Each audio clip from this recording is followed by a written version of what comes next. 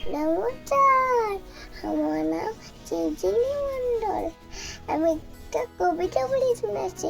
নমিতা ঠাকুরের হাট ঘুমোর পাড়ার আমার পাড়ার গুরুর গাড়ি ওড়ায় কোড়ার কলচারি গাড়ি চালায় বংশটা সঙ্গে সঙ্গনটা দেখে ধন্যবাদ।